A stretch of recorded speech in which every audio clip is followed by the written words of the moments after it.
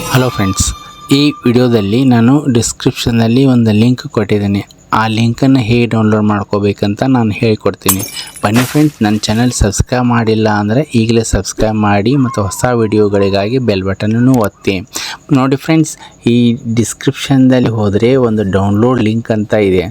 ಆ download link ಅಂತ click ಮಾಡಿದ ತಕ್ಷಣ ಅದು ನಿಮ್ಮ ಡ್ರೈವ್ದಲ್ಲಿ ಡೌನ್ಲೋಡ್ ಆಗುತ್ತೆ. ಆ ಡೌನ್ಲೋಡ್ ಆದ ತಕ್ಷಣ ನೀವು ರೈಟ್ ಕ್ಲಿಕ್ ಮಾಡಿ ಆ ಫೈಲನ್ನು ಎಕ್ಸ್ಟ್ರಾಕ್ಟ್ ಮಾಡ್ಕೊಳ್ಳಿ. ಎಕ್ಸ್ಟ್ರಾಕ್ಟ್ ಮಾಡ್ಕೊಂಡ್ಕೊಳ್ಳೋಣ. ಇದರಲ್ಲಿ ನೋಡಿ ಫ್ರೆಂಡ್ಸ್, JPG ಮಾಡಿ ನಾನು ತೋರಿಸಿದ್ದೀನಿ.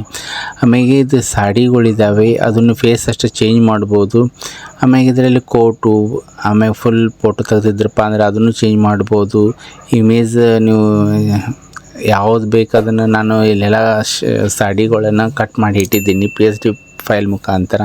ನಿಮಗೆ PSD ಫೈಲ್ ಅಷ್ಟು PSD ಲೇಯರ್ಗಳು ಬೇರೆ ಬೇರೆ ಇರ್ತೈತಿ. ರೈಟ್ ಕ್ಲಿಕ್ ಮಾಡಿ ನೀವು ಲೇಯರ್ 1 ಲೇಯರ್ 2 ಈ ಥರ ನೀವು ಬೇರೆ ತಗೋಬೋದು.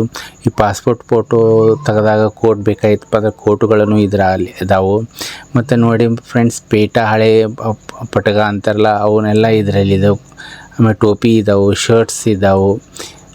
ಇವೆಲ್ಲ ನೀವು PSD ಫೈಲಲ್ಲಿ ಸಿಗ್ತಾವೆ ಫ್ರೆಂಡ್ಸ್. ಈ ವಿಡಿಯೋ ಇಷ್ಟ ಆಗಿದ್ದರೆ ಲೈಕ್ ಮಾಡಿ, ಶೇರ್ ಮಾಡಿ ಮತ್ತು ಸಬ್ಸ್ಕ್ರೈಬ್ ಮಾಡಿ. ಮುಂದಿನ ವಿಡಿಯೋದಲ್ಲಿ ಭೇಟಿಯಾಗೋಣ. ಧನ್ಯವಾದಗಳು.